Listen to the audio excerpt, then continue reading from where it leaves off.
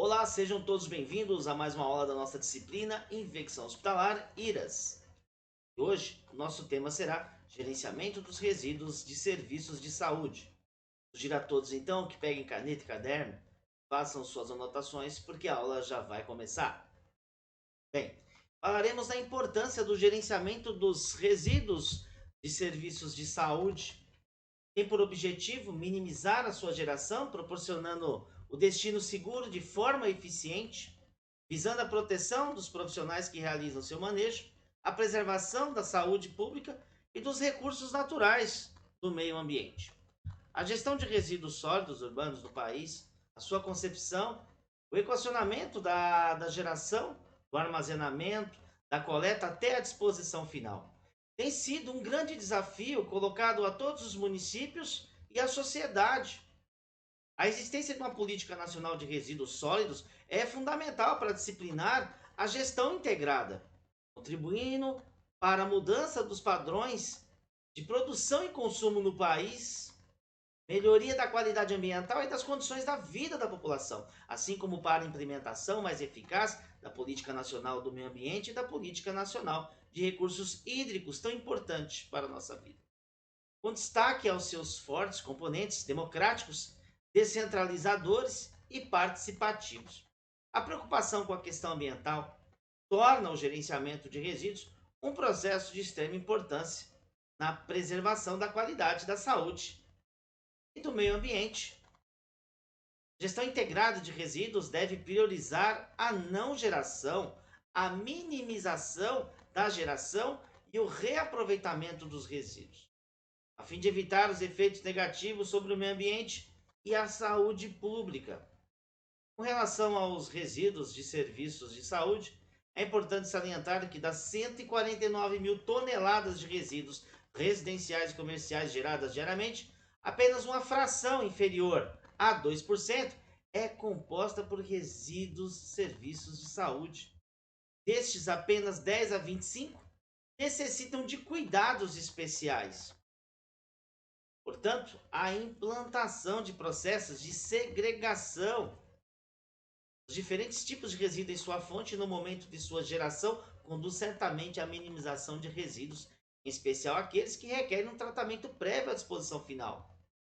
Os resíduos onde predominam os riscos biológicos deve-se considerar o conceito de cadeia de transmissibilidade de doenças, que envolvem características do agente agressor, capacidade de sobrevivência, virulência, concentração e resistência. A porta de entrada do agente às condições de defesas naturais do receptor. Bem, considerando todos esses conceitos, foi publicada a RDC Anvisa 306/2004 e a CONAMA 358/5, que dispõem respectivamente sobre o gerenciamento interno e externo dos resíduos e serviços de saúde. Entre os vários pontos importantes das resoluções, destacam-se a importância dada à segregação da fonte. O gerenciamento de resíduos e serviços de saúde, anteriormente à criação da Anvisa, era regulamentado somente por resolução do Conselho Nacional do Meio Ambiente, CONAMA. Devido à competência legal estabelecida por Lei 9.782, que criou a Anvisa, coube a essa agência a competência de regulamentar os procedimentos internos dos serviços de saúde relativos à geração desses resíduos. O Sistema Nacional de Vigilância Sanitária atua de forma descentralizada e a fiscalização compete às vigilâncias sanitárias de estados, municípios e Distrito Federal. O auxílio dos órgãos ambientais locais, auxiliados pelos serviços de saneamento e de serviços de limpeza urbana, um trabalho em conjunto. Considera-se que parte de resíduos gerados apresenta risco similar aos domiciliares, podendo ter o mesmo destino, como esgoto ou aterro sanitário. Desta forma, a Anvisa publicou a RDC 306/2004 sobre esse gerenciamento, com a finalidade de estabelecer procedimentos internos dos serviços geradores dos resíduos de serviços de saúde e compatibilizar com a resolução do CONAMA 358. pois as resoluções anteriores divergiam em certos aspectos. Passados alguns anos, a entrada em vigor da RDC 306, devido aos questionamentos recebidos durante todo esse tempo, bem como a evolução de tecnologias e ainda a entrada em vigor da Lei 12.305, instituiu, né, a Política Nacional de Resíduos Sólidos, verificou-se a necessidade de revisar esta RDC e publicar uma nova normativa que contemple as novidades legais tecnológicas que surgiram nesse período. Resolução RDC 222/2018 regulamenta boas práticas de gerenciamento dos resíduos de serviços de saúde e, lógico, né, outras providências. Então nós temos a separação, a segregação, né, provenientes dos serviços de saúde, esses resíduos, conforme classificação RDC 306. Então temos o grupo A, infectante, grupo B, químicos, medicamentos vencidos, o grupo E, perfluocortantes. Temos a resolução, né, 358, né, que fez a disposição final desses resíduos de serviços de saúde. A obrigatoriedade da segregação. A obrigatoriedade da segregação dos resíduos na fonte e no momento da geração de acordo com suas características, para fins de redução de volume dos resíduos a serem tratados e dispostos, garantindo a proteção da saúde e do meio ambiente. Então tivemos então a RDC 306, que fez a sua classificação, e a 358, que também cita a segregação e sua obrigatoriedade. A Agência Nacional de Vigilância Anvisa, cumprindo sua missão de proteger e promover a saúde da população, garantindo a segurança sanitária de produtos e serviços, participando da construção do seu acesso, na sua competência legal, né, atribuída na 9782, chamou para si a responsabilidade e passou a promover um grande debate público para orientar, de uma forma específica, né? Em 2003, um pouco antes, foi promulgada a resolução da diretoria colegiada, a RDC 33/3, com enfoque na metodologia de manejo interno dos resíduos, na quais consideram-se os riscos envolvidos para trabalhadores, para a saúde e para o meio ambiente. A adoção dessa metodologia de análise resultou na classificação e na definição de regras de manejo, que, entretanto, não se harmonizavam com as orientações da área ambiental. Por isso, então, que houve então esse acordo entre a RDC juntamente com o CONAMA, e assim eles começaram a se harmonizar. Essa situação levou os dois órgãos a buscar harmonização das regulamentações. O entendimento foi alcançado, né, então, com a 306 pela Anvisa e com a resolução 358 do CONAMA. Então aconteceu a sincronização, demandou esforços, né, de aproximação dos órgãos, e constituiu um grande avanço para o município, para o estado. Geração de resíduos pelas diversas atividades humanas constitui-se atualmente um grande desafio a ser enfrentado pelas administrações municipais. Afinal, a todo momento é descartado lixo, rejeitos. O descarte inadequado de resíduos tem produzido passivos ambientais capazes de colocar em risco, comprometer os recursos naturais e a qualidade de vida das atuais e futuras gerações. Os resíduos do serviço de saúde se inserem dentro desta problemática e vêm assumindo grande importância nos últimos anos. Tais desafios têm gerado políticas públicas, legislações, um eixo de orientação visando a sustentabilidade e a preservação da saúde e do meio ambiente. No Brasil, os órgãos como a Agência Nacional de Vigilância e o Conselho Nacional do Meio Ambiente, o CONAMA, têm assumido o papel de orientar, definir regras, regular condutas de diferentes agentes, que se refere à geração e manejo dos resíduos de serviços de saúde, com o objetivo de preservar a saúde e o meio ambiente, garantindo assim a sua sustentabilidade. Resíduos sólidos, resíduos de serviços de saúde e meio ambiente.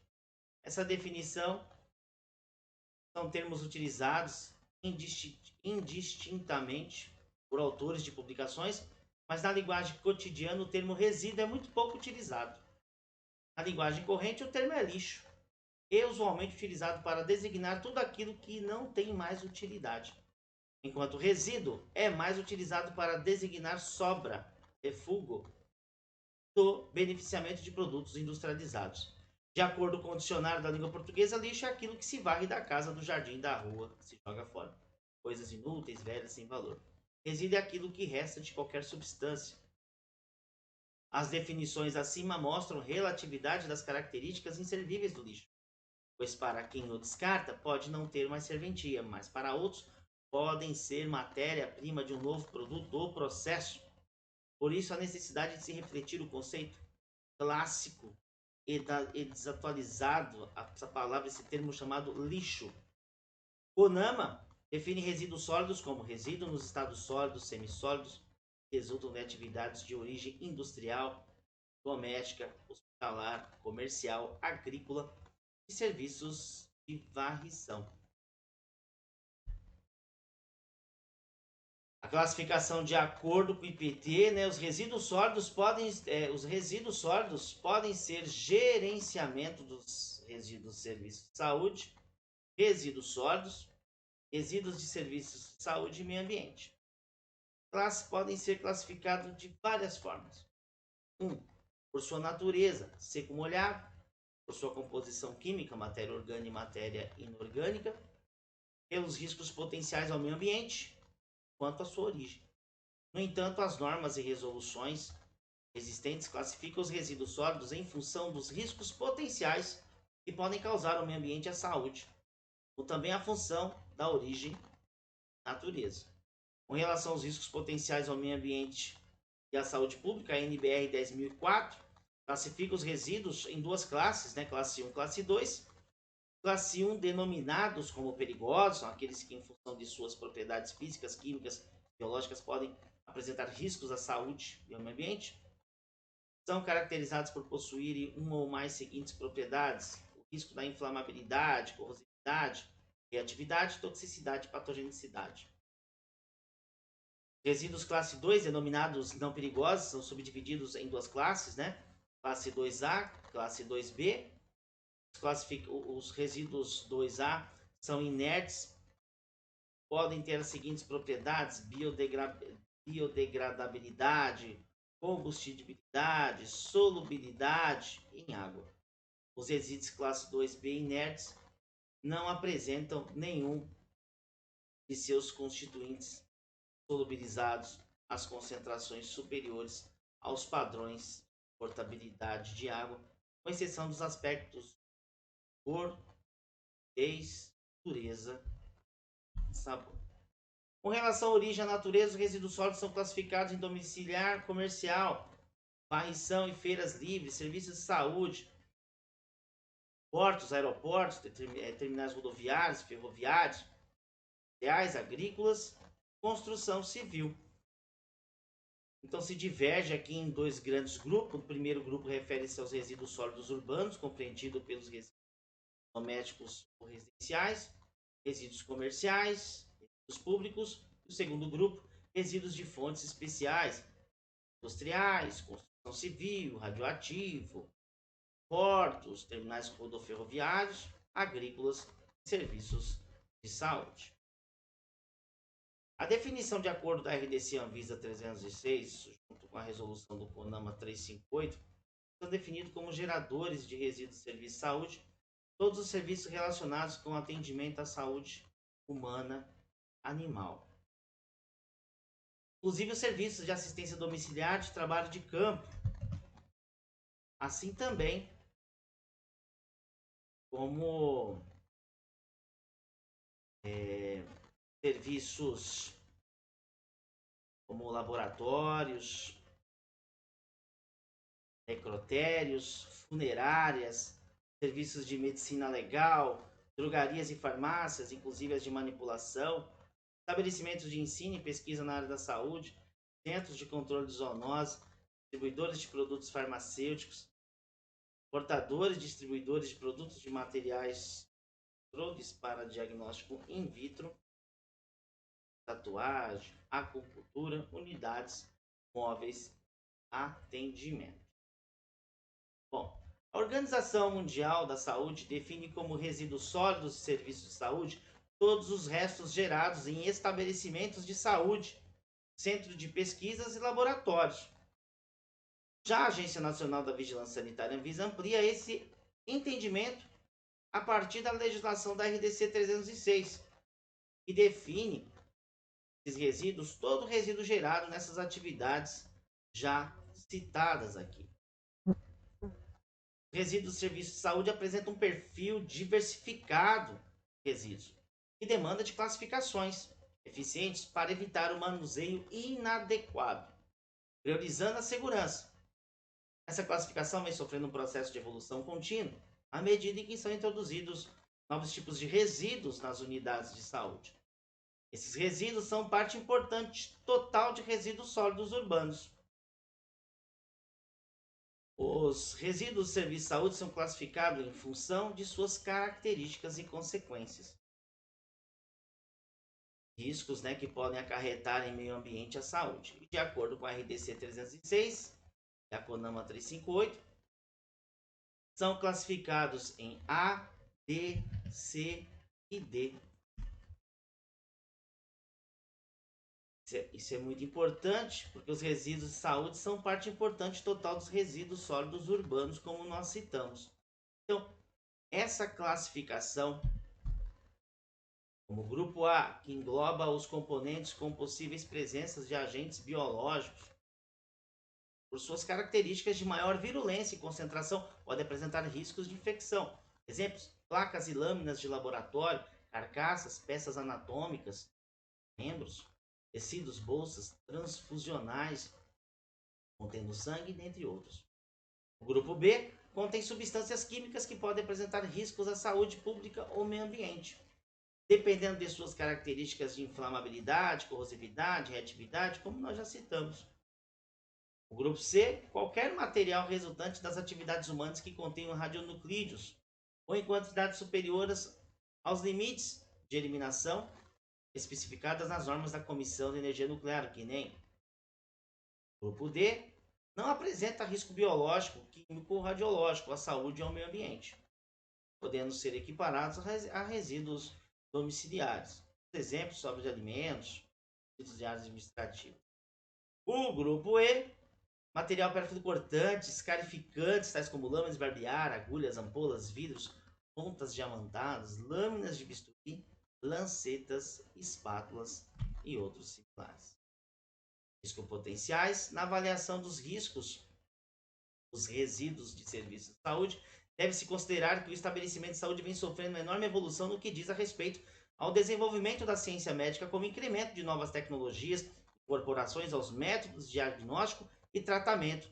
Resulta num processo de geração de novos materiais, substâncias, equipamentos com presença de componentes complexos, muitas vezes mais perigosos para o homem que os manuseia, ao mesmo tempo que os recebe.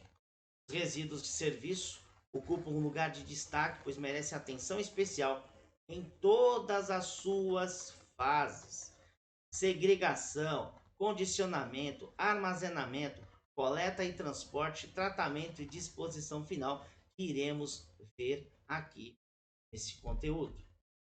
O risco de manejo dos resíduos está principalmente vinculado aos acidentes que ocorrem devido às falhas de acondicionamento e segregação, principalmente dos materiais perfluorcortantes, sem utilização da proteção mecânica, sem a utilização dos EPIs, não seguindo os protocolos de manuseio. Quanto aos riscos ao meio ambiente, destaca-se potencial de contaminação do solo, das águas, superfícies, lançados, esse tipo de resíduo em lixões, em aterros, às vezes não controlados. E também proporciona risco aos catadores, principalmente por meio de lesões provocadas por materiais cortantes, perfurantes. Por ingestão de alimentos contaminados, aspiração de material particulado, contaminação em suspensão e, finalmente, o risco da contaminação do ar. Dado quanto aos resíduos de serviço de saúde são tratados pelo processo de incineração descontrolado que emite poluentes para a atmosfera contendo, por exemplo, dióxidos, dioxinas e furanos. Bem, visando isso, então, a 306, a Anvisa e o CONAMA, né, com a resolução 358, classificam segundo grupos distintos, né, que exigem formas de manejo específicos para não haver esse descontrole, para não haver a contaminação do meio ambiente, para evitar o adoecimento por descarte incorreto. Resíduos com a possível presença de agentes biológicos, por suas características, podem apresentar riscos de infecção, né? Então aí é o grupo A. Temos o grupo B, os químicos, o C, rejeitos radioativos, o grupo D, resíduos comuns, e o grupo E, materiais pérfido-cortantes. Temos aqui então os símbolos de identificação. Você, profissional, que vai estar trabalhando na área, atuando como profissional de enfermagem, precisará visualizar e reconhecer esses símbolos de identificação de grupos de resíduos. Resíduos do grupo A são identificados pelo símbolo de substâncias infectantes com rótulos de fundo branco, desenho e contorno. Resíduos do grupo A. O grupo B, identificado com o símbolo de risco associado à discriminação de substâncias químicas. Os rejeitos do grupo C são apresentados pelo símbolo internacional de presença de radiação ionizante, em rótulos de fundo amarelo, contornos pretos, acrescido da expressão do material radioativo. E os resíduos do grupo D podem ser destinados à reciclagem ou à reutilização. Quando adotados, a reciclagem, sua identificação deve ser feita nos recipientes, nos abrigos de guarda de recipientes, usando o código de cores em suas correspondentes nomeações, baseados no CONAMA 275. E símbolos do tipo de material reciclável, né? Vocês devem já ter visto essas cores em caixas acrílicas, né? Para que aconteça, né, esse processo de segregação, para que isso possa ir para a reciclagem. Produtos E são identificados pelo símbolo de substâncias infectantes com rótulo fundo branco, desenho e contornos preto, acrescido pela inscrição resíduo pérfuro cortante. Temos também, né, os processos de acondicionamento, que consiste em embalar o resíduo segregado em sacos e recipientes, compatível com a geração diária. Um acondicionamento inadequado compromete a segurança do processo e o encarece. Recipientes inadequados ou improvisados, poucos resistentes, mal fechados, muito pesados, construídos com materiais sem a devida proteção, aumentam o risco de acidentes de trabalho. Os resíduos nunca devem ultrapassar 2/3 do volume do recipiente. Então aqui nós temos recomendações para condicionar o resíduo de serviços, os resíduos, né, dos serviços de saúde de uma forma correta para que não gere riscos de acidentes. Resíduos perfluocortantes ou escarificantes, o grupo E deve ser acondicionado separadamente no local de sua geração. Nós temos as caixas de perfluocortantes. Então tem aqui, eu nunca exceda o limite, nunca sacuda, né? Até para evitar o acidente com perfluocortante contaminado com material biológico. Temos também os processos de coleta, que consiste no translado dos resíduos dos pontos de geração até o local destinado ao armazenamento temporário ou armazenamento externo, com a finalidade de disponibilização para a coleta. Nesta fase, o processo se torna visível para o usuário público. Aí o público vê, até porque muitas unidades de saúde, os hospitais, os pronto-socorros têm os seus abrigos. E esses abrigos, eles são construídos de acordo com protocolos.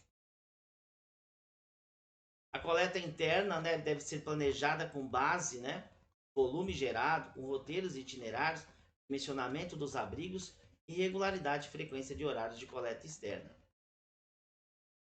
Essa recomendação é importante para evitar também possíveis acidentes e para que isso seja feito com total segurança. O transporte interno dos recipientes deve ser realizado sem esforço excessivo aos riscos de acidentes para os funcionários. Após a coleta, tem a questão dos processos de higienização, Isso é muito discutido nas unidades de saúde, higienização das mãos sempre. Também a utilização dos EPIs, equipamentos com roda para transporte interno dos rejeitos radioativos, além das especificações anteriores. Então aqui está falando realmente do transporte, como ele deve ser feito, como deve ser esse carro de transporte, para que isso seja executado de uma forma segura. Também, logicamente, que ele tem que ser um material rígido, porque ele precisa ser higienizado, precisa ser lavado, principalmente com tampa, né? O armazenamento temporário, que consiste na guarda temporária dos recipientes contendo os resíduos já condicionados. Eu falei os abrigos, né? Em local próximo ao ponto de geração, visando agilizar a coleta dentro do estabelecimento e otimizar o deslocamento entre os pontos geradores e o ponto destino à disponibilização para coleta externa. Recomendações gerais, depende da distância entre os pontos gerais, né?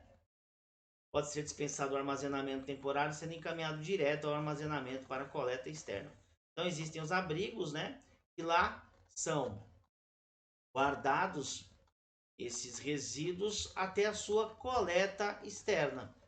Então existe, né, uma forma de construção, né, um tamanho adequado, uma forma adequada, seguindo as normas, né, para que esse resíduo ele fique lá em segurança até que venha a empresa para fazer a sua retirada.